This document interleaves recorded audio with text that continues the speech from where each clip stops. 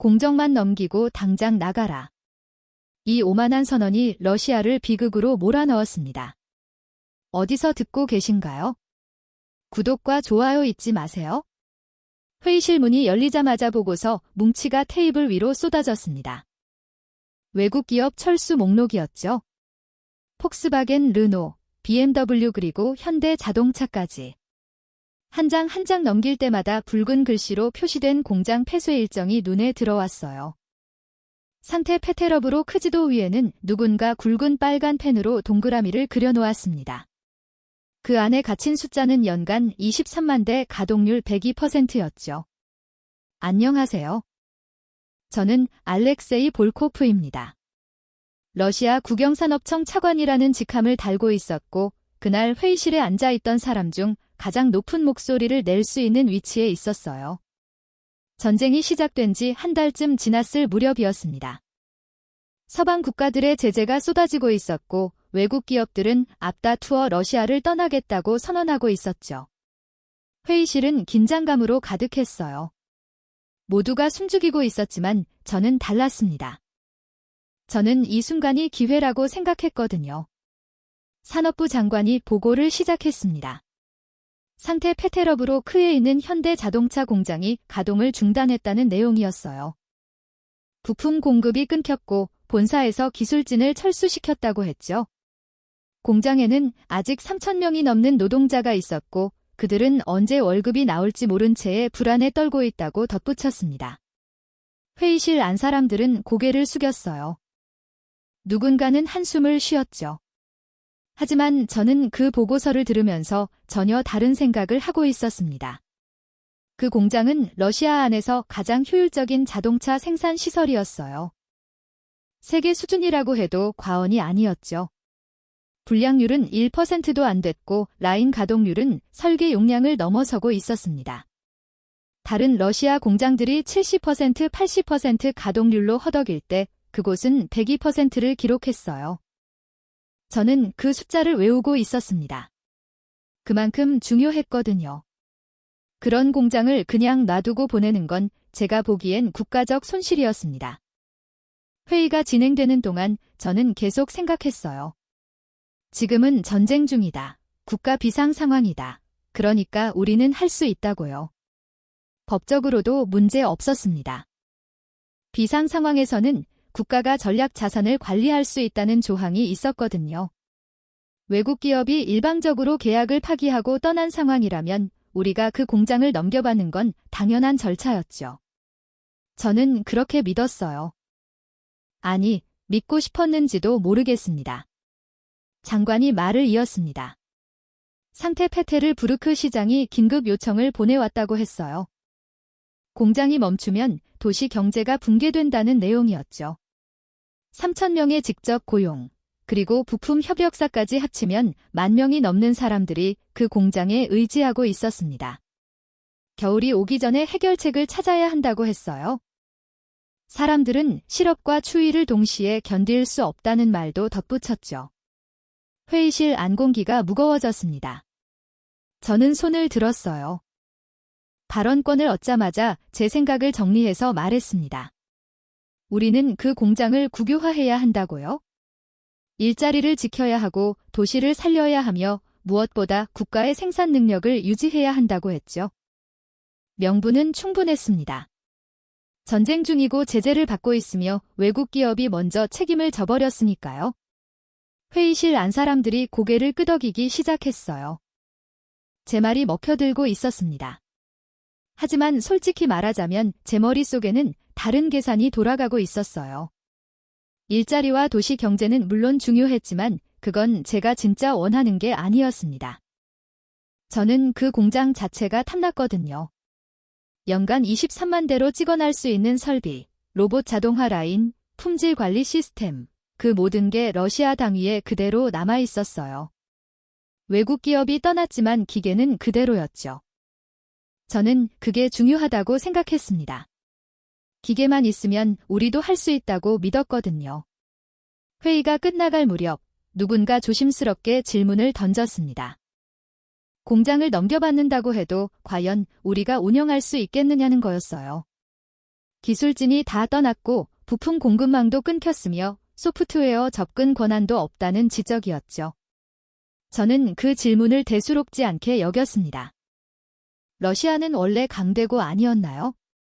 우리는 탱크를 만들던 나라였고 로켓을 우주로 쏘아 올렸으며 세계에서 가장 추운 땅에서도 공장을 돌렸던 사람들이었어요. 자동차 따위는 우리에게 어려운 일이 아니라고 생각했습니다. 저는 자신 있게 대답했어요. 러시아에는 뛰어난 엔지니어가 많다고 우리 인력이면 충분히 공장을 재가동할 수 있다고 말했죠. 부품 문제는 국내 협력사를 육성하면 되고 소프트웨어는 우리 전문가들이 분석하면 된다고 했습니다. 회의실 안에서 박수가 터져 나왔어요. 사람들은 제 말에 고개를 끄덕였고 장관은 만족스러운 표정을 지었죠. 저는 그 순간 승리감을 느꼈습니다. 회의가 끝나고 저는 제 집무실로 돌아왔습니다. 창밖으로 모스크바 겨울 하늘이 보였어요. 회색빛 구름이 낮게 깔려 있었죠. 저는 책상 앞에 앉아 상트페터를 부르크 공장 자료를 다시 펼쳤습니다. 건물 평면도 설비 목록, 생산 통계, 그 모든 게 제 앞에 있었어요. 저는 그 숫자들을 보면서 확신했죠. 이건 할 수 있는 일이라고요. 그날 밤 저는 최종 보고서를 작성했습니다. 공장 국유화는 정당하고 필요하며 실현 가능하다는 내용이었어요. 전쟁이라는 비상 상황, 일자리 보호라는 사회적 책임, 그리고 국가 자립이라는 전략적 목표를 모두 담았죠. 법률 검토부서에서 올라온 의견서도 첨부했습니다. 비상 상황에서 전략 자산을 국가가 관리하는 건 합법이라는 내용이었어요. 저는 그 보고서 마지막 장에 제 이름을 또 박 적었습니다. 이건 제 결정이고 제 책임이며 제가 옳다고 믿는 일이었으니까요. 보고서를 제출하기 전 저는 잠깐 망설였어요. 정말 이게 맞는 건가? 혹시 제가 놓친 게 있는 건 아닌가 하는 생각이 스쳤죠. 하지만 그 순간은 짧았습니다. 저는 다시 숫자를 봤어요. 연간 23만 대, 가동률 102%, 불량률 1% 미만. 이런 공장을 놓칠 수는 없었습니다. 러시아는 이 정도는 할 수 있는 나라였고 저는 그걸 증명하고 싶었거든요. 이 결정으로 러시아는 새로운 길을 걷게 될 거라고요. 공장은 우리 것이 될 것이고 일자리는 지켜질 것이며 국가는 더 강해질 거라고 믿었어요. 하지만 그때 저는 몰랐습니다. 제가 보낸 건 단순한 보고서가 아니라 돌이킬 수 없는 선택의 시작이었다는 거요. 전쟁은 명분이었고 제 욕심은 진짜였습니다. 저는 공장이 껍데기라는 걸, 기계는 버튼만 누른다고 돌아가는 게 아니라는 걸 그리고 기술은 훔칠 수 없다는 걸 아직 깨닫지 못하고 있었죠. 그건 조금 뒤에야 알게 될 진실이었습니다. 노크 소리가 들렸습니다. 3번 조심스럽게요. 밤 10시가 넘은 시각이었는데 누가 찾아온 거죠? 저는 보고서에서 눈을 떼고 문을 바라봤어요. 들어오라고 하자 문이 열리면서 한 남자가 들어왔습니다. 손에는 두꺼운 파일을 들고 있었죠.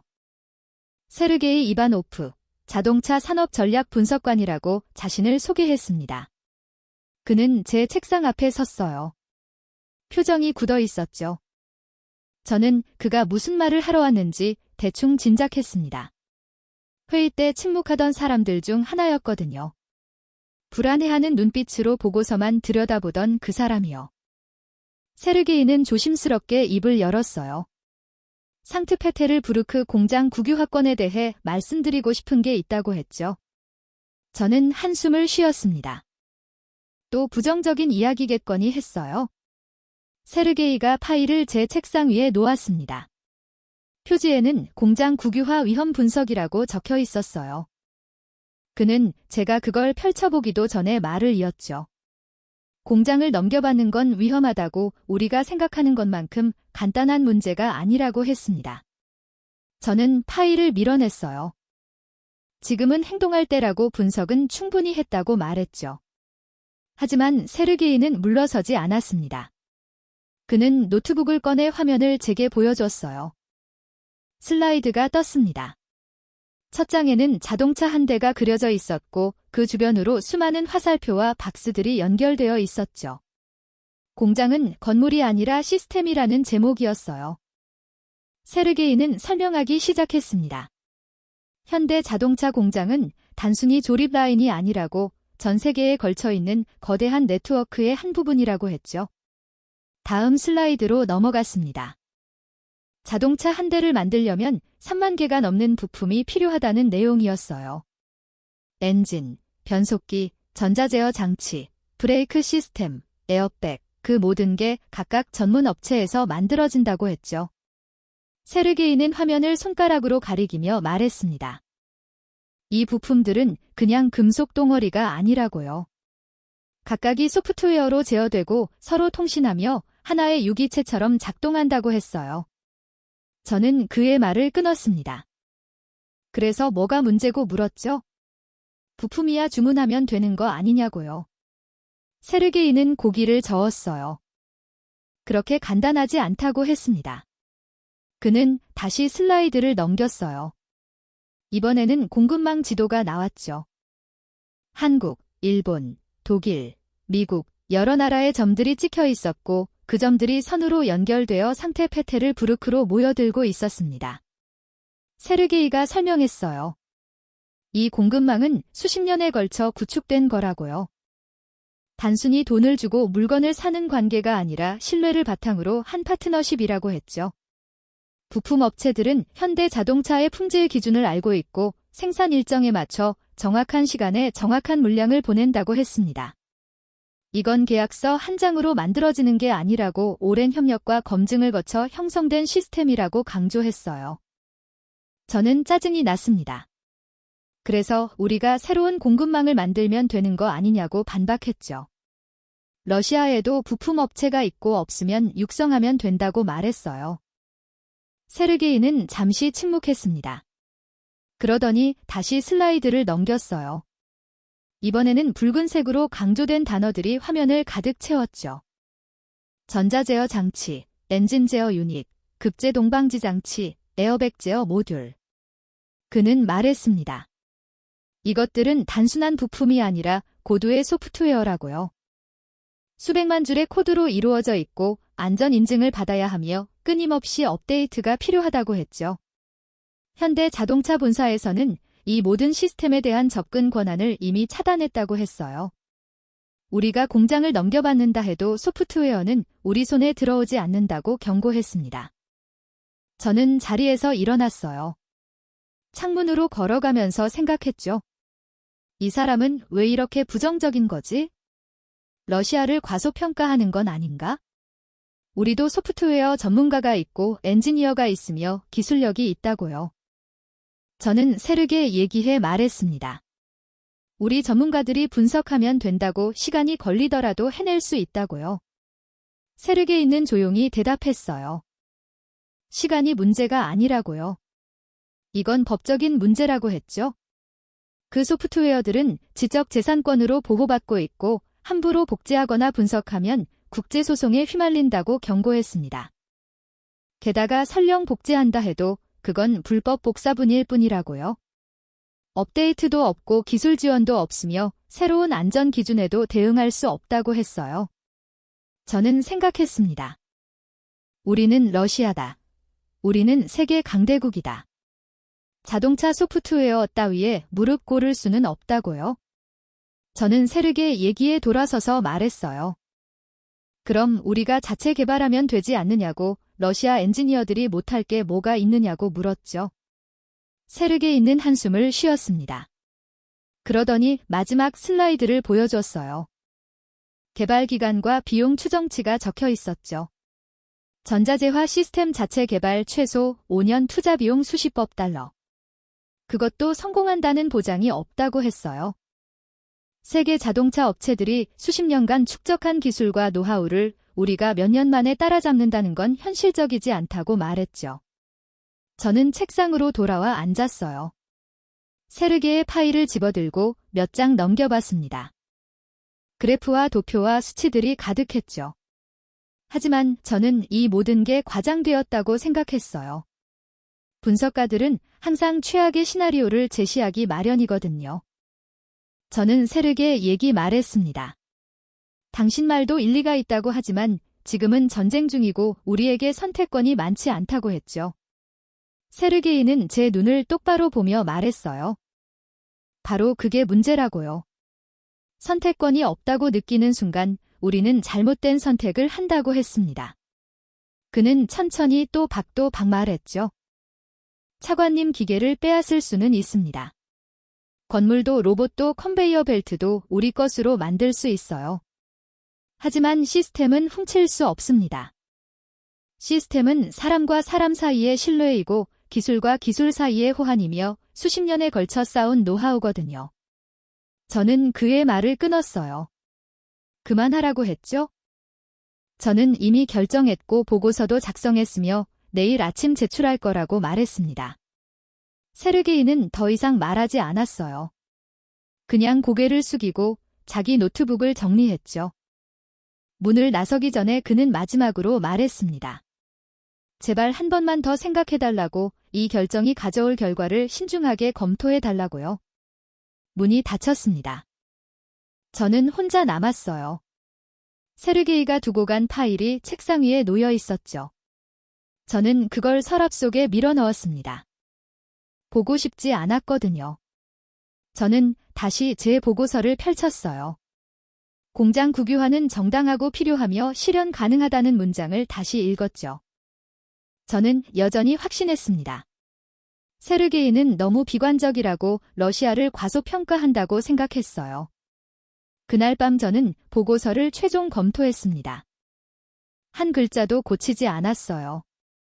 제 판단이 옳다고 믿었으니까요. 세르게이가 한 말들은 제 머릿속에서 점점 작아졌죠. 시스템이니 실내니아는 추상적인 개념보다 제 눈앞에 있는 구체적인 숫자들이 더 설득력이 있어 보였습니다. 연간 23만 대, 그게 전부였어요. 다음 날 아침 저는 보고서를 제출했습니다. 세르게이의 경고 따위는 첨부하지 않았어요. 필요 없다고 판단했거든요. 보고서는 상부로 올라갔고 검토 과정을 거칠 거였죠. 저는 제 책상으로 돌아와 일상적인 업무를 처리했습니다. 하지만 집중이 되지 않았어요. 그날 밤 세르게이가 했던 말이 자꾸 떠올랐습니다. 기계를 빼앗을 수는 있지만 시스템은 훔칠 수 없다는 그 말이요. 저는 그 말을 무시했어요. 무시하고 싶었죠. 왜냐하면 그 말을 인정하는 순간 제가 한 모든 결정이 잘못되었다는 걸 인정해야 했으니까요. 저는 아직 그럴 준비가 되어 있지 않았습니다. 창밖으로 모스크바 겨울 하늘이 보였어요. 회색빛 구름이 여전히 낮게 깔려 있었죠. 저는 생각했습니다. 러시아는 강대국이라고, 우리는 할 수 있다고, 세르게이는 너무 비관적이라고요. 그렇게 스스로를 설득하면서 저는 다음 단계를 준비했습니다. 보고서가 승인되면 그 다음엔 실행에 옮길 차례였으니까요. 보고서를 제출하고 4월이 지났습니다. 상부에서는 아직 답이 없었어요. 검토 중이라는 말만 들려왔죠.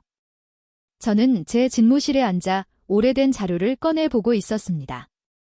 1970년대 소련 자동차 산업 보고서였어요. 빛바랜 종이에서 먼지 냄새가 났죠. 저는 그 페이지들을 넘기면서 묘한 안도감을 느꼈습니다. 거기에는 우리의 영광이 담겨 있었거든요. 라라다 볼까, 모스크비치, 그 이름들이 눈에 들어왔어요. 연간 생산량 200만 대라고 적혀 있었죠. 1980년대 소련은 세계에서 5번째로 많은 자동차를 만드는 나라였습니다. 저는 그 숫자를 보면서 생각했어요. 우리는 할 수 있는 나라였다고, 우리는 원래 이런 나라였다고요. 불가능을 가능으로 만드는 나라였죠. 세계 최초로 인공위성을 쌀아 올렸고 사람을 우주로 보냈으며 세계에서 가장 추운 땅에서도 도시를 세웠습니다. 저는 그 자부심 속에서 자랐어요. 러시아인이라는 게 자랑스러웠고 우리가 못할 게 없다고 믿었죠. 자동차 따위는 그 업적들에 비하면 아무것도 아니었습니다. 그날 오후 산업호 회의가 있었어요. 여러 차관들이 모였죠. 회의 주제는 제재 상황에서의 산업 전략이었습니다. 에너지부 차관이 먼저 발언했어요. 유럽이 러시아 가스를 끊겠다고 하지만 결국 돌아올 거라고 말했죠. 겨울이 오면 어쩔 수 없을 거라고요. 다들 고개를 끄덕였습니다. 국방부 출신 차관이 말을 이었어요. 서방이 우리 군사력을 두려워한다고 그래서 제재로 압박하는 거라고 했죠. 하지만 우리는 핵무기도 있고 극초음속 미사일도 있으며 세계 최강의 반공망을 갖추고 있다고 강조했습니다. 회의실 안 분위기가 고조됐어요. 사람들은 우리의 강함에 대해 이야기하기 시작했죠. 저도 한마디 거들었습니다. 자동차 산업도 마찬가지라고요. 우리는 탱크를 만들던 나라 아니냐고 전투기도 만들고 잠수함도 만드는 나라가 자동차 하나 못 만들 이유가 없다고 했어요. 사람들이 박수를 쳤습니다. 누군가는 맞다고 소리쳤죠. 우리는 서방 기술 없이도 충분히 할 수 있다고 말했어요. 그때 젊은 참사관 하나가 조심스럽게 손을 들었습니다. 하지만 자동차는 탱크와 다르지 않느냐고 소비자 시장은 군수산업과 요구사항이 다르다고 말했어요. 회의실이 조용해졌죠. 몇몇 사람들이 그를 째려봤습니다. 국방부 차관이 냉소적으로 웃으며 말했어요. 그럼 우리가 한국보다 못하다는 건가요? 한국이라는 단어가 나오자 분위기가 묘하게 바뀌었습니다. 저는 그 변화를 느꼈어요. 사람들 표정이 굳어졌죠. 누군가 중얼거렸습니다. 한국은 우리 밑이었는데 그 말에 여러 사람이 동조했어요. 저도 그렇게 생각했거든요. 제 머릿속에 1980년대 기억이 떠올랐습니다. 당시 한국은 개발도상국이었어요. 소련은 그들에게 공업기술을 전수해주는 입장이었죠. 포스코 건설에 소련 기술이 들어갔다는 이야기를 들은 적이 있었습니다. 그런 나라가 지금 우리보다 앞서 있다니 받아들이기 어려운 일이었어요. 재무부 차관이 말했습니다. 한국이 만드는 게 뭔가요? 스마트폰이요. 그건 중국에서도 만들어요. 자동차요. 그것도 결국 조립산업 아닙니까? 핵심 기술은 독일이나 일본 거 아니냐고 했죠. 사람들이 맞다고 맞장구 쳤어요. 한국은 그냥 열심히 일하는 나라일 뿐이라고 기술력으로 치면 러시아가 훨씬 위라고 말했습니다. 저는 고개를 끄덕였어요. 실제로 그렇게 생각했으니까요. 한국 기업들이 만드는 제품은 결국 선진국 기술을 모방한 거라고 여겼습니다. 열심히 일해서 따라잡은 거지 진짜 혁신은 아니라고요. 러시아는 달랐어요. 우리는 우주로 간 최초의 나라였고 세계에서 가장 강력한 로켓 엔진을 만들었으며 원자력 쇄빙선을 운영하는 유일한 나라였죠. 화의가 끝난 뒤 복도에서 국방부 차관이 제게 다가왔습니다. 그는 낮은 목소리로 말했어요. 볼코프 당신 생각이 오라? 우리는 너무 오래 석방을 울어봤어. 이제 우리 힘을 믿을 때야. 저는 그의 어깨를 두드렸죠. 우리는 할 수 있다고 곧 증명할 거라고 대답했습니다. 그날 저녁 집으로 돌아가는 길에 저는 라디오를 켰어요. 뉴스에서 경제 전문가가 나와 이야기하고 있었죠. 러시아는 자원 강국이고 광대한 영토가 있으며 교육받은 인력이 넘친다고 했습니다. 제재가 오히려 러시아를 강하게 만들 거라고 이제 우리는 외국 의존에서 벗어나 진짜 자립할 기회를 얻었다고 말했어요. 저는 라디오 볼륨을 높였습니다. 집에 도착해서 저는 서재로 들어갔어요. 책장에서 오래된 책 한 권을 꺼냈죠. 소련공업화의 역사라는 제목이었습니다. 페이지를 넘기다가 한 구절이 눈에 들어왔어요. 1930년대 스타일린이 한 말이었죠. 기술은 모든 것을 결정한다. 하지만 기술을 다루는 건 사람이다. 저는 그 문장을 소리내어 읽었습니다. 맞는 말이었어요. 기술이 아무리 복잡해도 결국 사람이 만든 거잖아요. 사람이 만든 건 다른 사람도 만들 수 있습니다. 러시아에는 뛰어난 수학자가 있고 물리학자가 있으며 천재 엔지니어들이 수두룩했어요. 모스크바 국립대학에서 매년 배출되는 인재들을 저는 알고 있었죠. 그들이 한국 엔지니어보다 못달리 없었습니다. 저는 상트페테르부르크 공장 사진을 다시 꺼내봤어요. 거대한 건물 깔끔하게 정렬된 로봇들 반짝이는 컨베이어 벨트 그 모든 게 러시아 땅 위에 있었습니다. 기계는 거기 있고 건물도 있으며 전기도 들어오고 노동자도 있었어요. 그럼 뭐가 문제죠? 버튼을 누르면 되는 거 아닙니까? 물론 세르게기가 했던 말도 기억났습니다. 소프트웨어가 문제라고 공급망이 끊겼다고 시스템을 훔칠 수 없다고 했죠. 하지만 저는 그게 과장이라고 생각했어요. 소프트웨어도 결국 코드 아닙니까? 러시아 프로그래머들은 세계 최고 수준이에요. 해킹 기술도 뛰어나고 암호 해독도 잘하죠. 자동차 제어 프로그램 정도는 충분히 분석할 수 있다고 믿었습니다. 그날 밤 저는 오래 잠들지 못했어요. 침대에 누워 천장을 바라보면서 생각했죠. 왜 우리는 스스로를 과소평가하는 걸까? 왜 서방 기술을 그렇게 대단한 것처럼 여기는 걸까? 러시아는 약한 나라가 아니에요. 우리는 나폴레옹을 물리쳤고 히틀러를 격토했으며 냉장에서 미국과 맞섰던 나라였죠. 새벽녘 잠깐 잠이 들었다가 깼을 때 저는 결심했습니다. 더 이상 의심하지 않기로요. 상태페테르부르크 공장은 우리 것이 될 거고 우리는 그 공장을 돌릴 거예요. 러시아 방식으로 말이죠. 세르게이 같은 회의론자들의 말은 듣지 않기로 했습니다. 그들은 서방 교육을 너무 많이 받아서 러시아의 진짜 힘을 모르는 거라고 치부했어요. 다음 날 아침 출근하자마자 제게 전화가 왔습니다. 상부였어요. 보고서가 검토를 마쳤다고 오후에 최종 회의가 있을 거라고 했죠.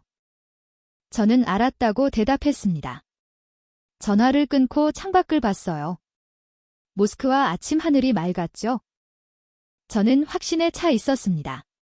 공장은 껍데기가 아니라고 생각했어요. 공장은 공장이었죠. 기계와 건물과 땅이 전부였습니다. 나머지는 우리가 채우면 되는 거예요.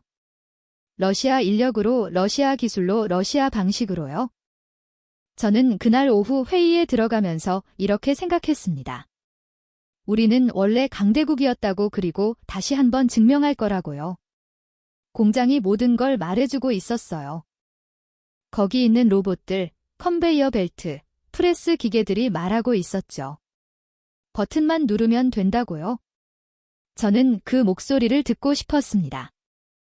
아니, 그 목소리만 들었던 거죠. 다른 소리들은 모두 무시했어요. 회의실 문을 열고 들어가는 순간 공기가 달랐습니다. 평소보다 사람이 많았어요.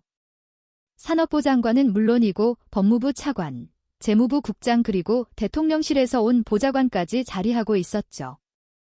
테이블 중앙에는 두꺼운 서류 뭉치가 놓여 있었습니다. 저는 제자리에 앉으면서 그 서류를 봤어요. 국가전략자산 긴급관리 법령이라는 제목이 보였죠. 장관이 회의를 시작했습니다. 볼코프 차관의 제안을 검토한 결과 실행 가능하다는 결론에 도달했다고 말했어요.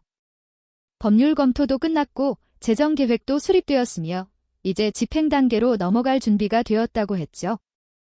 저는 가슴이 두근거렸습니다.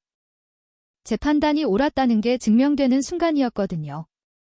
대통령실 보좌관이 발언했어요. 이번 조치는 단순한 경제정책이 아니라고 전쟁 중인 러시아가 자립할 수 있다는 걸 보여주는 상징적 사건이라고 간주했습니다. 국민들에게 희망을 줄 수 있는 결정이라고요. 외국 기업이 우리를 버렸지만 우리는 스스로 일어설 수 있다는 메시지를 전달해야 한다고 말했죠. 저는 고개를 끄덕였어요.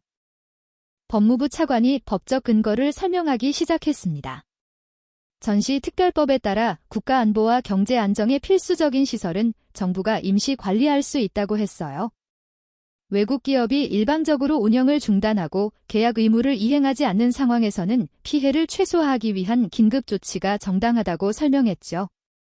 모든 절차는 합법적이라고 단언했습니다. 재무부 국장이 숫자를 제시했어요. 공장 자산평가액은 약 5억 달러라고 했습니다. 하지만 현재 가동이 중단된 상태이고 전쟁으로 인한 불확실성을 고려하면 실제 가치는 그보다 훨씬 낮다고 덧붙였죠. 저는 그 말을 들으면서 속으로 생각했어요. 가치가 낮다는 건 우리에게 유리한 거라고요. 장관이 본론으로 들어갔습니다. 현대 자동차 측과 협상을 진행했다고 말했어요. 물론 협상이라고 부르긴 했지만 실제로는 통보에 가까웠죠. 러시아 정부는 법적 권한에 따라 공장을 인수할 것이며 보상은 러시아 법원의 평가에 따르겠다고 전달했다고 했습니다. 현대차 측은 강력히 항의했지만 우리는 절차를 진행하기로 결정했다고 덧붙였어요. 그리고 금액이 나왔습니다. 8천만 루블. 당시 환율로 환산하면 약 14만 원 정도였어요. 회의실이 잠시 조용해졌죠. 누군가 기침을 했습니다. 저는 그 숫자를 보면서 이상한 기분이 들었어요. 5억 달러짜리 공장을 14만 원에 가져간다는 게 맞는 건가 하는 의문이 스쳤죠. 하지만 재무부 국장이 설명을 이었습니다. 이 금액은 상징적 의미라고 했어요. 실제로는 무상몰수나 다른 없지만 법적 형식을 갖추기 위해 최소한의 금액을 책정한 거라고요. 어차피 현대차가 먼저 계약을 파기했고 러시아 경제에 피해를 입혔으니 정당한 조치라고 강견했습니다. 회의실 분위기가 다시 안정됐어요. 대통령실 보좌관이 말했습니다. 이건 전쟁이라고요. 경제 전쟁에서는 이런 수담도 필요하다고 했죠. 서방이 러시아 자산을 동결했고 우리 기업들을 제재했으며 경제를 무너뜨리려 하지 않았느냐고 반문했어요. 우리는 그저 살아남기 위해 싸우는 것뿐이라고 말했습니다. 저는 그 말에 고개를 끄덕였어요. 많은 말처럼 들렸거든요. 장관이 서류를 제 앞으로 밀었습니다. 볼코프 차관이 사명하라고 했어요. 당신이 이 일을 제안했고 추진했으니 당신이 책임지고 마무리하라고요. 저는 펜을 집어들었습니다. 손이 살짝 떨렸어요. 이 서명 하나로 모든 게 결정되는 거였죠. 서류를 천천히 읽어내려갔습니다. 법률 용어로 가득했지만 핵심은 간단했어요. 상태 페테르부르크 소재 자동차 제조시설 일체를 러시아 연방정부 소유로 전환한다는 내용이었죠. 건물, 설비, 재고, 모든 게 포함되어 있었습니다. 저는 마지막 페이지로 넘어갔어요. 서명란이 비어 있었죠. 펜 끝이 종이에 닿았습니다. 저는 제 이름을 적기 시작했어요. 알렉세이 볼코프 한 획 한 획도 박도 박썼습니다. 마지막 글자를 완성하는 순간 묘한 감정이 밀려왔어요. 성취감과 불안감이 동시에 왔죠. 하지만 저는 그 불안을 억눌렀습니다. 이건 옳은 일이라고 러시아를 위한 일이라고 스스로를 설득했어요. 서류는 다른 사람들에게로 넘어갔습니다. 장관이 서명했고 법무부 차관이 서명했으며 재무부 국장도 서명했어요. 대통령실 보좌관이 마지막으로 도장을 찍었죠. 공식 문서가 된 겁니다. 이제 돌이킬 수 없었어요. 장관이 악수를 청했습니다. 수고했다고 역사적 결정이라고 말했어요. 다른 사람들도 저에게 축하 인사를 건넨죠. 저는 그들과 악수하면서 미소를 지었습니다. 하지만 마음 한 구석에서는 무언가 불편한 감정이 꿈틀거렸어요. 그게 뭔지는 정확히 알 수 없었습니다. 회의가 끝나고 저는 복도로 나왔어요. 창문 너머로 모스크와 오후 풍경이 보였죠. 평범한 날이었습니다. 하지만 방금 이 건물 안에서는 엄청난 일이 벌어진 거였죠. 5억 달러짜리 공장이 14만 원의 주인이 바뀌었으니까요. 다음 날 언론 발표가 있었습니다. 기자들이 몰려왔어요. 카메라 플래시가 터지고 마이크가 제 앞으로 쏟아졌죠. 저는 준비한 발화문을 읽기 시작했습니다. 러시아 정부는 상트페터르부르크 자동차 공장을 국가관리 체제로 전환했다고 선언했어요. 이는 전쟁 중 국민의 일자리와 경제를 보호하기 위한 불가피한 조치라고 설명했죠. 기자들이 질문을 쏟아냈습니다. 보상은 어떻게 되느냐고, 현대차는 동의했느냐고, 공장은 언제 재가동되느냐고 물었어요. 저는 차분하게 대답했습니다. 보상은 법적 절차에 따라 진행될 것이고 상대 기업의 동의는 필요하지 않으며 공장은 곧 가동될 거라고 말했죠. 한 기자가 날카로운 질문을 던졌어요. 이게 국제법 위반 아니냐고요? 저는 단호하게 대답했습니다. 전시특별법에 따른 합법적 조치라고 러시아는 주권 국가이며 우리 영토 안에서 일어나는 일은 우리 법에 따른다고 말했어요. 외국 기업이 먼저 계약을 파기하고 러시아를 떠났으니 우리는 자국민을 보호할 권리가 있다고 간주했죠. 또 다른 기자가 물었습니다. 기술 문제는 어떻게 해결할 거냐고요? 저는 자신 있게 대답했어요. 러시아에는 뛰어난 엔지니어가 많다고 우리 전문가들이 충분히 해낼 수 있다고 말했습니다. 필요하다면 자체 개발도 할 것이고 국내 협력사도 육성할 거라고 덧붙였죠. 발표가 끝나고 뉴스가 나갔습니다. 저녁 메인 뉴스였어요.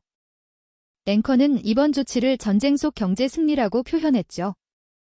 러시아가 서방의 압박에 굴하지 않고 자립의 길을 걷기 시작했다고 보도했어요. 화면에는 공장 전경이 나왔고 제 인터뷰 장면이 이어졌습니다. 그날 밤 저는 집에서 뉴스를 다시 봤어요. 여러 채널을 돌려가며 반응을 확인했죠. 대부분 긍정적이었습니다. 전문가들이 나와서 이번 결정을 지지한다고 말했어요. 러시아는 이제 외국 기업에 의존하지 않아도 된다고 자립경제의 시작이라고 평가했죠. 소설 미디어 반응도 확인했습니다. 대부분의 댓글은 지지하는 내용이었어요. 잘했다. 당연하다. 러시아를 버린 기업은 대가를 치러야 한다는 의견들이었죠. 일부 비판적인 댓글도 있었지만 묻혀버렸어요. 저는 그 화면들을 보면서 안도했습니다. 제 결정이 대중의 지지를 받고 있었으니까요. 핸드폰이 울렸어요. 장관이었습니다. 수고했다고 언론 반응이 좋다고 칭찬했죠. 대통령실에서도 만족한다는 전달이 왔다고 말했어요. 저는 감사하다고 대답했습니다. 전화를 끊고 창밖을 봤어요. 밤에 모스크바가 불빛으로 반짝이고 있었죠. 저는 그날 밤 승리감에 취해 있었습니다. 13만 원이라는 금액이 우스웠어요. 5억 달러 자리를 그 돈에 가져왔다는 게 믿기지 않았죠. 물론 양심한 구석에서는 뭔가 찔리는 게 있었습니다. 이게 정말 정당한 거냐는 의문도 들었어요. 하지만 저는 그 감정을 눌렀습니다. 전쟁이니까요. 전쟁에서는 모든 게 정당화된다고 생각했어요. 서방이 먼저 시작했고 우리는 살아남기 위해 싸우는 것뿐이라고 합리화했죠. 공장은 이제 우리 것이었고 우리는 이겼으며 곧 모든 게 잘 될 거라고 믿었습니다. 하지만 그날 밤 저는 몰랐어요. 제가 설명한 건 공장 인수 계약이 아니라는 거요. 그건 러시아의 미래를 13만 원에 팔아버린 각서였다는 걸 나중에 약해 달았죠. 공장은 남았지만 그걸 돌릴 수 있는 모든 것은 이미 떠나버린 뒤였습니다.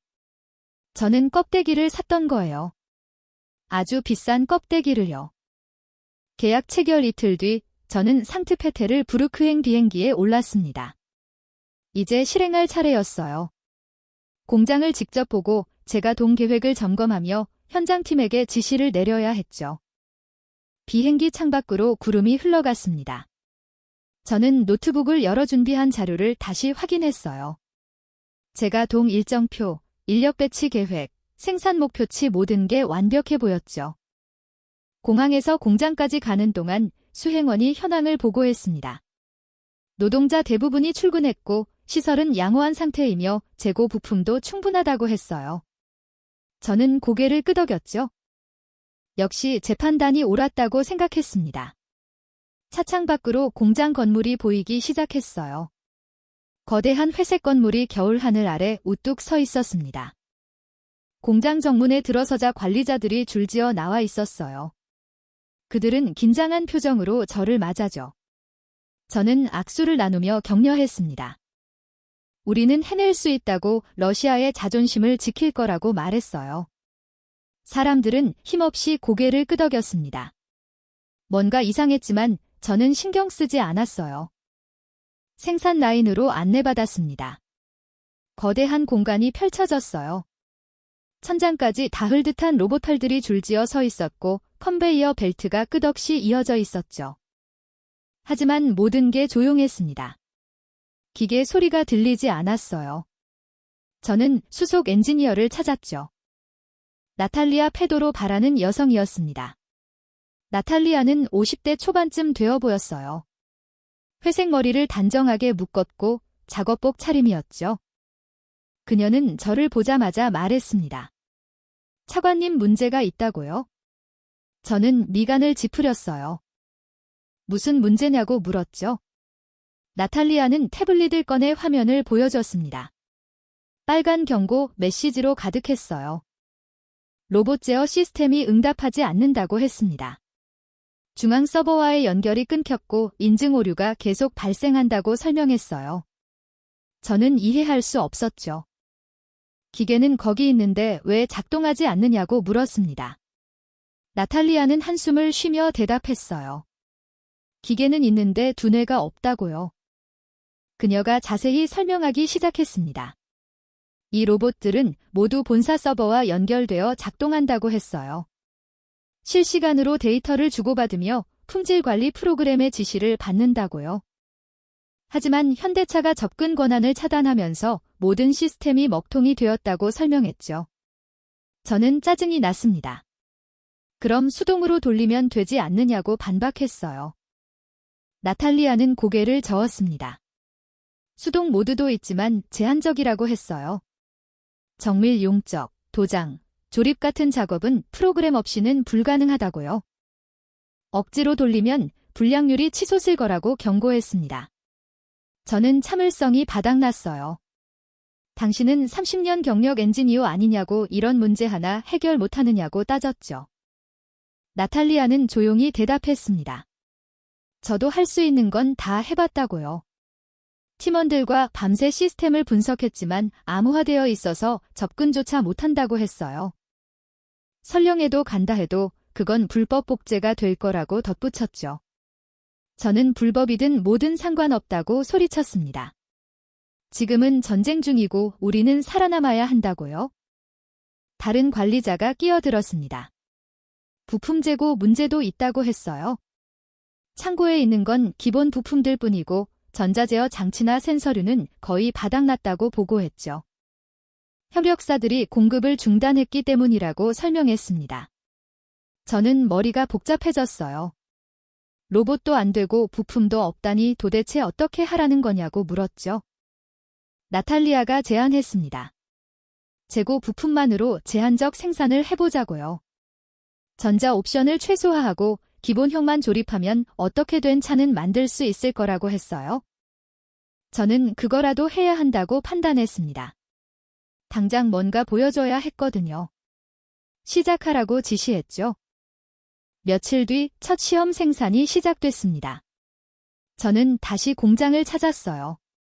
이번에는 컨베이어 벨트가 천천히 움직이고 있었죠. 노동자들이 수작업으로 부품을 조립하고 있었습니다. 로봇 대신 사람 손으로 말이에요. 나탈리아가 옆에서 설명했어요. 자동화 라인은 포기했다고, 사람이 직접 하는 수밖에 없다고 했죠. 조립 라인을 따라 걸으면서 저는 차체를 확인했습니다. 겉보기에는 괜찮아 보였어요. 하지만 나탈리아가 세부 사항을 지적하기 시작했죠. 열선 시트는 빠졌다고 했어요. 제어 모듈이 없어서 장착할 수 없다고요. 블루투스 연결도 안 되고 후방 카메라도 작동하지 않으며 스마트키 시스템도 제거했다고 설명했습니다. 저는 그 정도는 괜찮다고 생각했어요.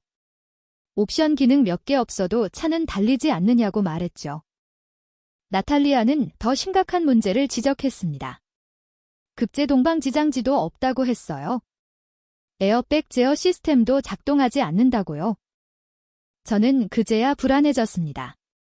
그건 안전과 직결된 문제였거든요. 나탈리아가 계속 설명했어요. 엔진 제어 유닛도 문제라고 했습니다.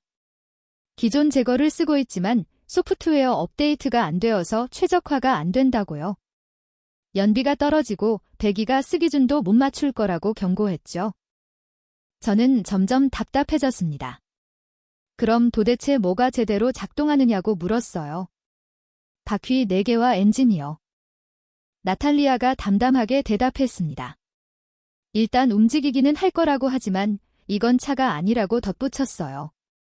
그냥 움직이는 철 덩어리라고 말했죠. 저는 화를 참으며 물었습니다. 그래도 생산은 할 수 있느냐고요. 나탈리아는 고개를 끄덕였어요. 할 수는 있다고 하지만 책임은 못 진다고 했습니다. 첫 번째 완성 차량이 라인 끝에서 나왔습니다. 노동자들이 박수를 쳤어요. 저도 안도했죠? 어쨌든 차가 나왔으니까요. 저는 그 차에다가 문을 열어봤습니다. 실내는 깔끔해 보였어요.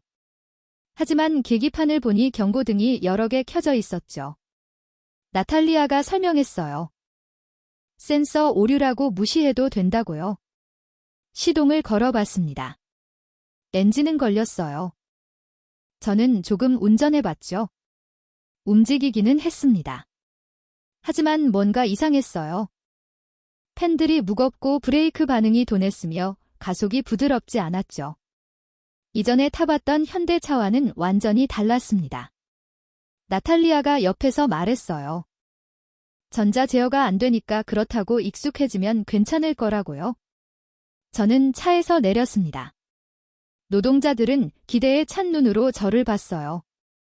뭐라고 말해야 할지 몰랐죠? 잘했다고 해야 하나 아니면 문제를 지적해야 하나 고민했습니다. 결국 저는 미소를 지으며 말했어요. 첫 단계 치고는 잘했다고 계속 개선해 나가자고요.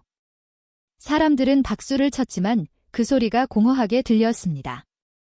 나탈리아와 사무실에서 따로 이야기했어요. 솔직하게 물었습니다. 이 상태로 시장에 내놓을 수 있겠느냐고요.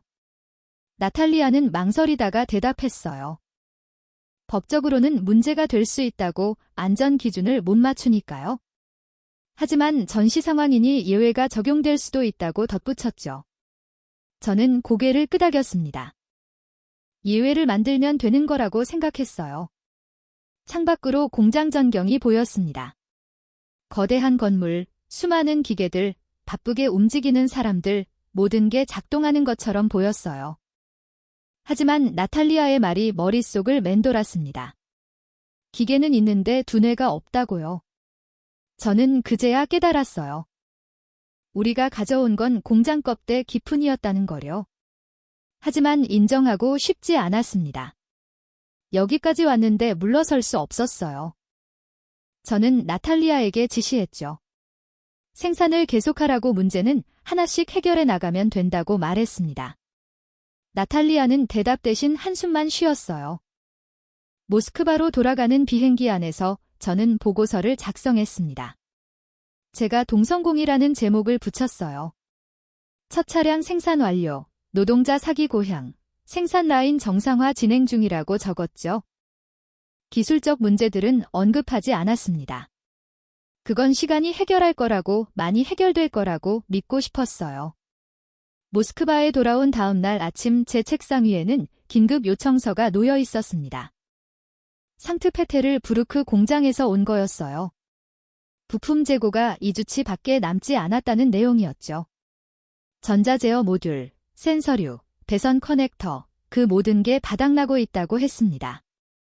저는 즉시 조달부서 책임자를 불렀어요. 책임자가 들어와 보고했습니다. 기존 협력사들이 모두 계약을 해제했다고요. 독일 보시는 연락조차 받지 않고 일본 댄서는 제재 위반이라며 거절했으며 한국 업체들도 공급을 중단했다고 설명했어요. 저는 물었죠. 러시아 업체는 없느냐고요? 책임자는 고개를 저었습니다. 그런 부품을 만드는 국내 업체가 없다고 했어요. 저는 창밖을 봤습니다. 답답했어요. 차를 만들려면 부품이 필요한데 부품을 줄 곳이 없다네요. 그때 책임자가 조심스럽게 말했습니다. 중국이 있다고요. 중국 업체들이 러시아 시장에 관심을 보이고 있다고 했죠. 저는 그 말에 귀가 솔깃했어요. 선택지가 생긴 거니까요. 일주일 뒤 중국 기업 대표단이 모스크바에 도착했습니다. 저는 그들을 맞이하러 공항으로 나갔어요. 리웨이라는 50대 후반쯤 되어 보였고 값비싼 양복을 입고 있었습니다. 그는 유창한 러시아어로 인사했어요. 러시아의 어려운 시기에 함께하게 되어 영광이라고 말했죠. 회의실에서 본격적인 협상이 시작됐습니다. 리웨이가 프레젠테이션을 시작했어요. 중국은 러시아의 가장 신뢰할 수 있는 파트너라고 강조했죠. 자동차 부품 생산 능력도 세계 최고 수준이라고 자랑했습니다. 슬라이드에는 중국 공장들 사진이 나왔어요. 거대한 시설들이었죠. 저는 필요한 부품 목록을 건넸습니다. 리웨이는 그걸 훑어보더니 미소를 지었어요. 전부 공급 가능하다고 했죠. 엔진 제어 유닛 급제동 센서, 에어백 모듈 심지어 터치 스크린까지 다 만들 수 있다고 자신했습니다. 저는 안도했어요. 드디어 해결책을 찾은 것 같았거든요. 그런데 가격표를 받는 순간 표정이 굳어졌습니다. 엔진 제어 유닛 하나의 기존 독일제 가격에 3배였어요. 센서류는 2배 반 배선 커넥터도 2배였죠. 저는 리웨이를 찾아봤습니다. 이건 너무 비싸다고 다시 검토해달라고 말했어요. 리웨이는 여유롭게 대답했습니다. 현재 러시아 상황을 고려한 가격이라고요? 물류비도 올랐고 리스크도 크며 무엇보다 다른 공급처가 없지 않느냐고 되물었죠. 저는 할 말이 없었어요. 그의 말이 맞았으니까요. 다른 선택지는 정말 없었습니다. 협상은 며칠 계속됐어요. 저는 가격을 깎아보려 했지만 소용없었습니다. 리웨이는 조금 더 양보하지 않았어요. 오히려 그가 조건을 더 붙이기 시작했죠. 성금으로 50%를 내라고 했습니다. 일반적으로는 30%인데 말이에요. 저는 왜 그렇게 높으냐고 물었죠. 리웨이가 설명했습니다. 러시아 루블 가치가 불안정하다고요? 환율 변동 위험을 해지해야 한다고 했어요. 게다가 제재 때문에 결제 방식도 복잡해졌다고 덧붙였죠. 일반적인 은행 손금이 안 되니 중개은행을 거쳐야 하고 그 비용도 러시아가 부담해야 한다고 말했습니다. 저는 점점 화가 났지만 참았어요. 품질 문제도 제기했습니다. 독일제나 일본제와 같은 수준이냐고 물었죠. 리웨이는 잠시 망설이다가 대답했어요. 비슷한 수준이라고 중국 기수도 많이 발전했다고 강조했습니다. 하지만 그의 눈빛에서 확신이 느껴지지 않았어요. 저는 샘플을 요청했죠. 직접 테스트해봐야겠다고 말했습니다. 일주일 뒤 샘플이 도착했어요.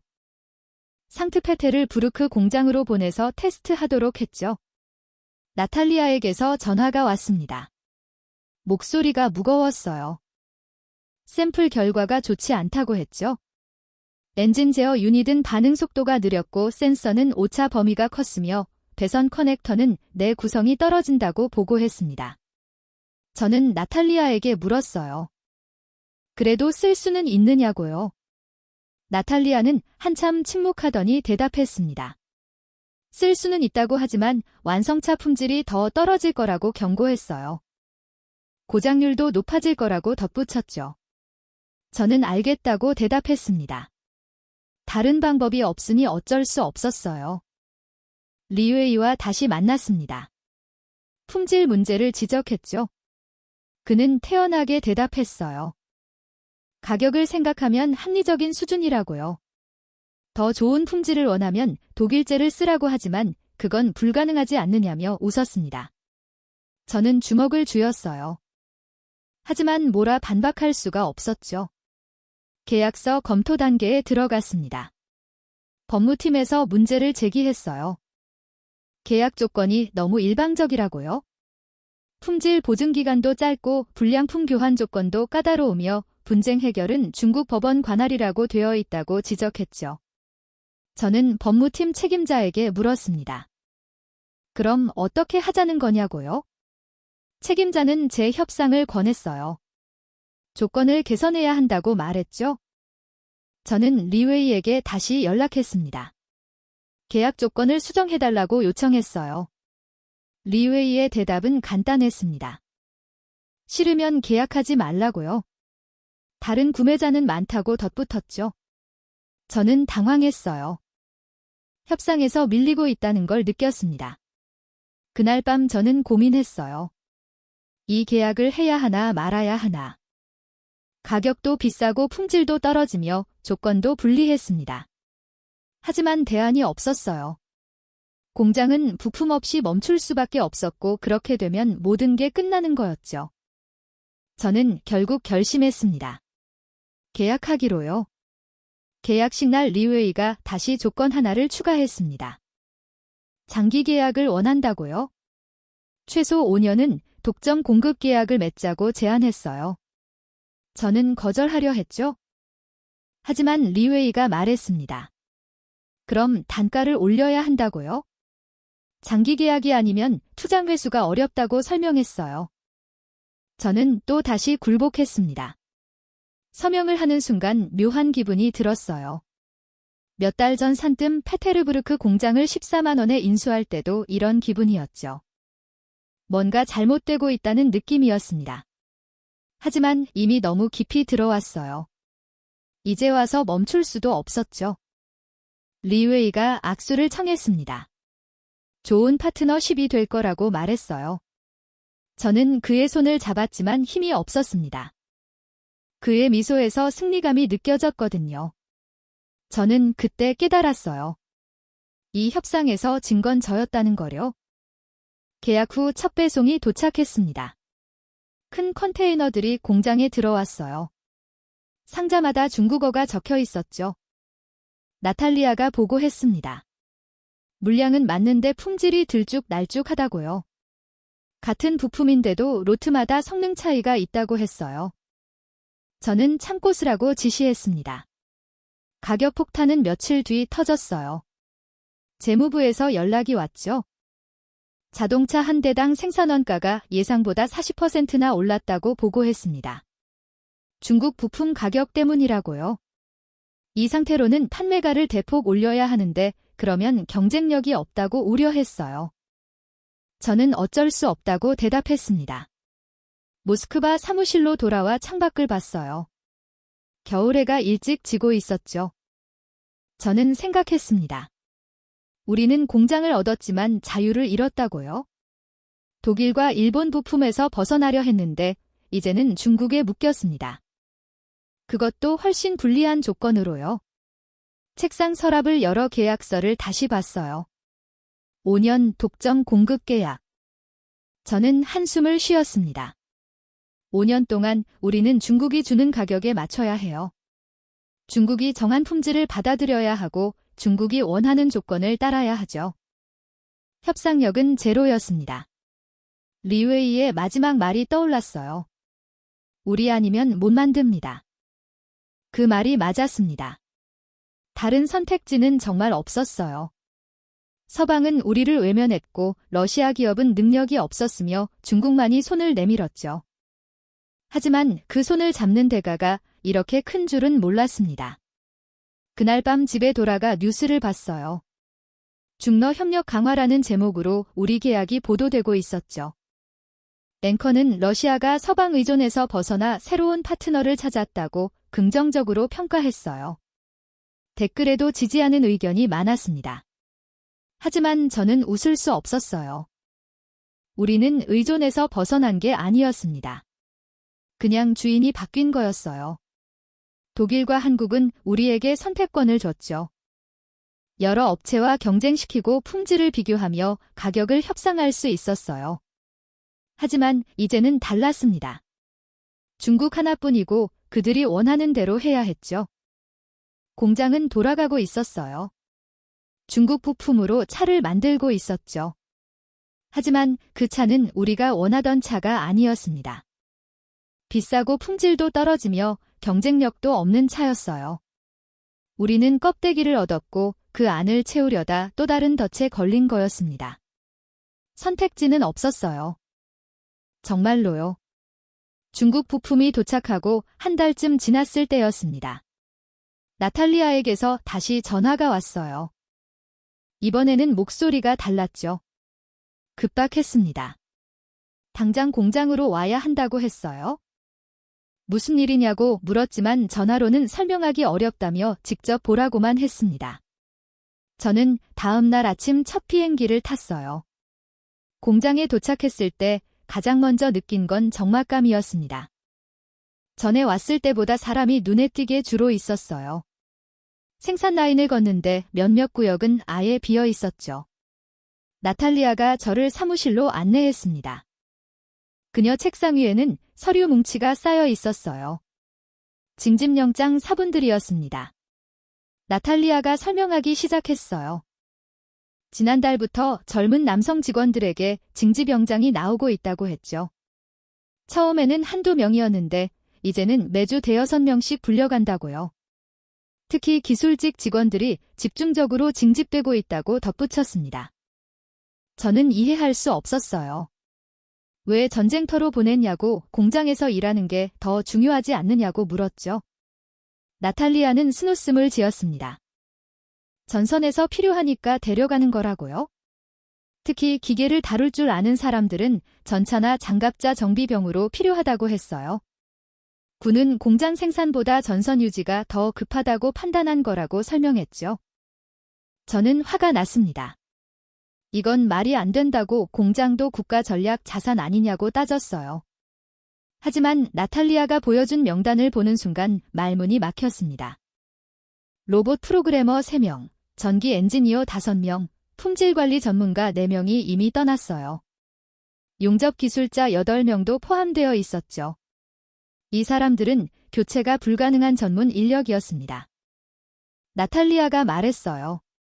이들 없이는 라인 가동률을 유지할 수 없다고요. 생산 현장을 다시 둘러봤습니다. 이번에는 사람들 얼굴을 유심히 봤어요. 대부분 50대 이상이었죠.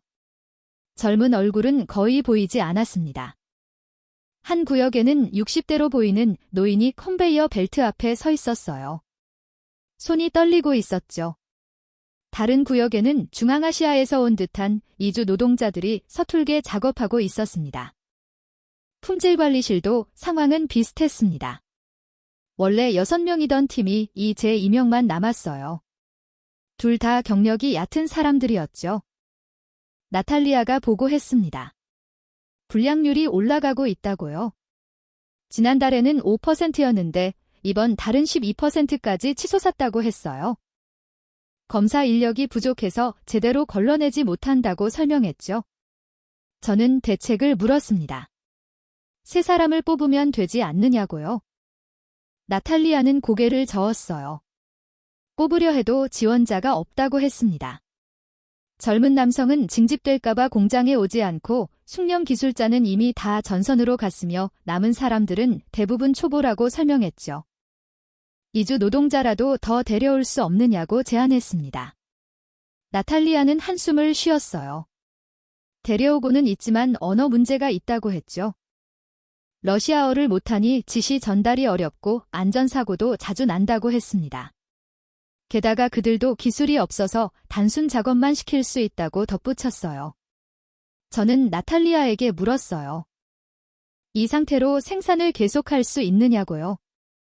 나탈리아는 잠시 생각하더니 대답했습니다. 말수는 있다고 하지만 품질을 장담할 수 없다고 했어요. 사람들이 너무 지쳐있고 경험이 부족하며 실수가 잦다고 설명했죠. 언제 큰 사고가 날지 모른다고 경고했습니다. 모스크바로 돌아가는 비행기 안에서 저는 창밖만 봤어요. 생각이 복잡했습니다. 공장은 있는데 사람이 없었어요. 기계는 있는데 다른 사람이 없었죠. 전쟁이 공장보다 사람을 먼저 가져간 거였습니다. 저는 그 제약에 달았어요. 기수도 중요하지만 결국 사람이 없으면 아무것도 할 수 없다는 거려. 사무실로 돌아와 국방부에 연락했습니다. 공장 직원 진집을 유예해달라고 요청했어요. 담당자는 불가능하다고 잘라 말했죠. 전선 상황이 급박하다고, 모든 가용 인력이 필요하다고 했습니다. 공장 생산보다 전투가 우선이라고 덧붙였어요. 저는 항의했습니다. 공장도 전쟁 수행에 필수 아니냐고요. 담당자는 냉소적으로 웃었어요. 공장에서 뭘 만드는데요? 제대로 작동도 안 하는 차 만드는 것보다 전선에서 싸우는 게 낫지 않겠냐고 반문했습니다. 저는 할 말이 없었어요. 전화를 끊었죠. 그날 밤 저는 오래 잠들지 못했습니다. 진지병장 명단이 자꾸 떠올랐어요. 로고 프로그래머, 전기 엔지니어, 품질 관리 전문가. 그들은 지금 어디서 뭘 하고 있을까요? 전차를 수리하고 있을까요? 아니면 참호를 파고 있을까요? 살아는 있을까요? 공장에는 노인과 초보와 이주 노동자만 남았습니다. 최첨단 로봇들은 서 있지만 그걸 제대로 다룰 사람이 없었어요. 우리는 공장을 얻었지만 공장을 돌릴 사람을 잃었습니다. 전쟁이 모든 걸 가져갔어요. 젊음을, 기술을, 미래를. 요의 다음 날 아침 나탈리아에게서 문자가 왔습니다. 또 3명에게 진지병장이 나왔다고요. 이번에는 마지막 남은 용접 전문가도 포함되어 있다고 했습니다. 저는 답장하지 못했어요. 뭐라고 써야 할지 몰랐으니까요. 사람이 사라진 공장에서 우리는 무엇을 만들 수 있을까요? 아무것도 아니었습니다. 1년 문제를 국방부에 요청한 지 석 달이 지났습니다. 아무 답이 없었어요. 그 사이 공장 상황은 더 악화되었죠. 어느 금요일 오후 나탈리아에게서 마지막 전화가 왔습니다. 생산 라인을 멈춘다고요? 더 이상은 불가능하다고 했어요. 저는 아무 말도 하지 못했습니다. 그저 알겠다고만 대답했죠. 저는 다시 상트페테르부르크로 향했습니다. 이번에는 혼자였어요. 공장 정문에 들어서는 순간 고요함이 느껴졌죠. 엔진 소리도 기계 작동음도 들리지 않았습니다. 생산 라인은 완전히 멈춰 있었어요. 로봇탈들은 정지한 채 서 있었고 컨베이어 벨트 위에는 반쯤 조립된 차체만 덩그러니 놓여 있었습니다. 나탈리아가 저를 맞이했어요. 그녀는 많이 수척해져 있었죠. 우리는 아무 말 없이 공장을 걸었습니다. 텅 빈 작업장, 꺼진 조명, 먼지 쌓인 기계들. 연간 23만 대를 만들던 공장이 이렇게 죽어가고 있었어요. 저는 그 광경을 보면서 생각했습니다. 제가 이걸 만들었구나 하고요. 사무실로 돌아와 나탈리아가 최종 보고서를 건넸습니다.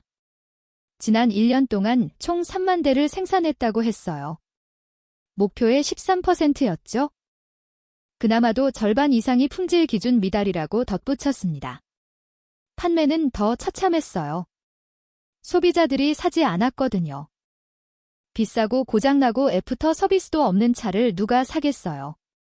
저는 창밖을 봤습니다. 주차장에 우리가 만든 차들이 줄지어 서 있었어요. 팔리지 않은 재고였죠. 눈이 쌓여 있었습니다.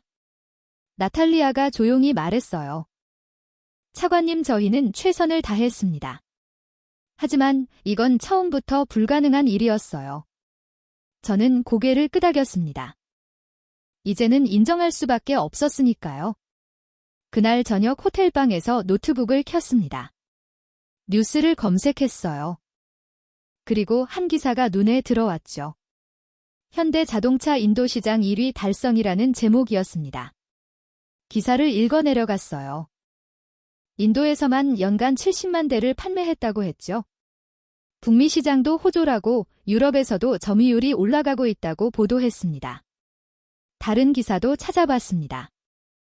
현대차 글로벌 판매 800만 대 돌파, 전기차 시장 약진, 브랜드 가치 상승. 기사마다 성장과 성공 이야기뿐이었어요. 저는 화면을 보면서 멍하니 앉아 있었습니다. 우리가 14만 원에 빼앗은 그 회사가 세계에서 이렇게 잘 나가고 있었던 거예요. 문득 계약서가 떠올랐습니다. 저는 가방에서 서류를 꺼냈어요. 국가전략자산 긴급관리법령. 그 두꺼운 문서 속 한 조항을 다시 읽었죠. 바이백 옵션 원소유주는 2년 내 시장가로 재매입할 권리가 있다는 내용이었습니다. 저는 날짜를 계산했어요. 이번 달 말이 만료일이었죠. 이상한 기대감이 생겼습니다. 혹시 현대차가 다시 사겠다고 연락 오지 않을까 하는 생각이었어요. 그들도 이 공장을 아깝게 여기지 않을까요? 가동률 102%를 기록하던 시설이었는데 말이에요. 저는 핸드폰을 들여다봤습니다. 하지만 아무 연락도 없었죠.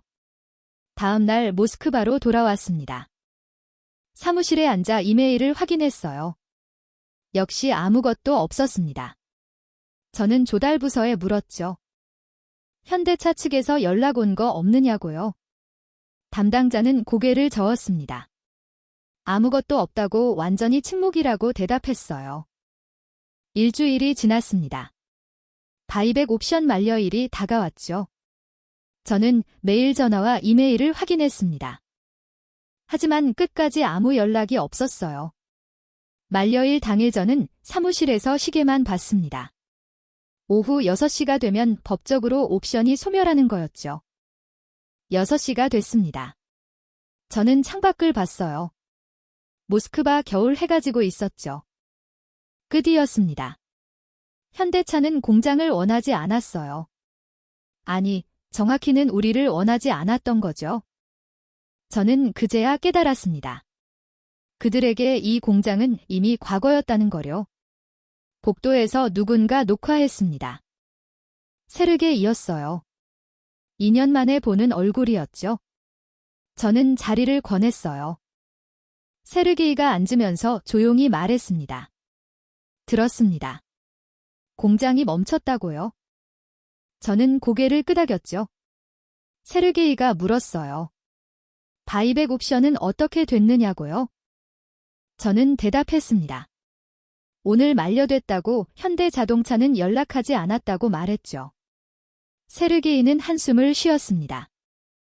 당연하다고 예상했던 일이라고 덧붙였어요. 왜냐고 물었습니다. 왜 당연하냐고요? 세르게이는 저를 똑바로 봤습니다. 그리고 천천히 말했어요. 차관님, 그들은 공장을 버린 게 아닙니다. 우리를 버린 겁니다. 저는 그 말뜻을 이해할 수 없었어요. 세르게이가 설명했죠. 현대차는 처음부터 알고 있었다고 했어요. 우리가 공장을 빼앗아도 돌릴 수 없다는 거요. 기수도 없고 부품도 없으며 시스템도 없다는 걸 다 알았다고요. 그래서 조용히 손을 댔다고 했습니다. 법적 사원도 하지 않고 언론 플레이도 하지 않았죠. 그냥 떠났어요. 세르게이가 계속 말했습니다. 그들은 이미 다른 시장으로 갔다고요. 인도, 북미, 유럽에서 성공하면서 러시아 따위는 잊어버렸다고 했어요. 우리가 공장 하나 빼앗는 동안 그들은 세계 곳곳에 새 공장을 열었다고 설명했죠. 저는 할 말이 없었습니다. 세르게이의 목소리가 낮아졌어요. 차관님, 아시겠습니까? 그들은 복수하지 않았습니다. 그냥 우리를 시장에서 지워버렸어요. 신의를 배신한 국가와는 거래하지 않는다는 걸 말이 아니라 행동으로 보여준 겁니다. 그게 가장 강력한 응징이었죠. 저는 고개를 숙였습니다. 세르게이 말이 맞았어요. 한국은 소리치지 않았습니다. 항의도 위협도 보복도 하지 않았죠. 그냥 조용히 떠났고 다른 곳에서 성공했으며 우리는 잊혀졌어요. 그들의 침묵이 우리를 죽인 겁니다. 세르게이가 일어서면서 마지막으로 말했습니다. 2년 전 제가 드렸던 보고서 기억하시나요? 시스템은 훔칠 수 없다고 했죠. 지금도 그 말이 맞습니다.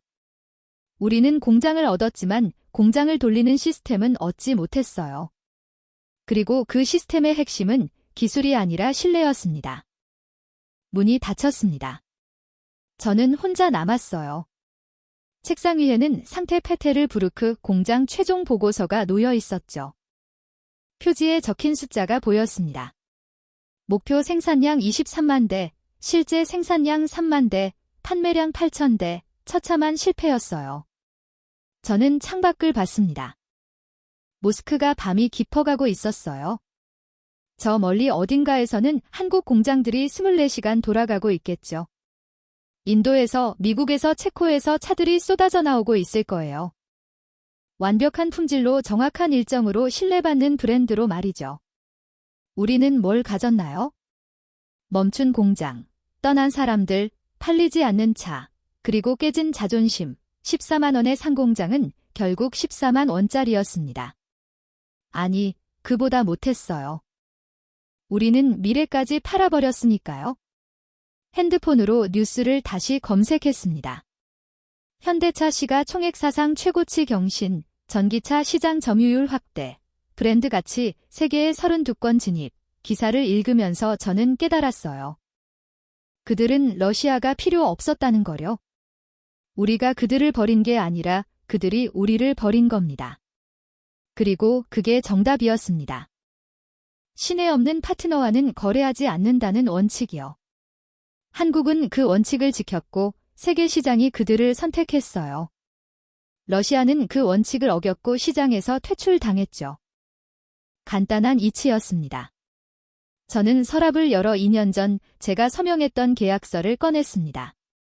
국가전략자산 긴급관리법요. 알렉세이 볼코프라는 제 서명이 또렷이 보였어요. 저는 그 서명을 오래 들여다봤습니다.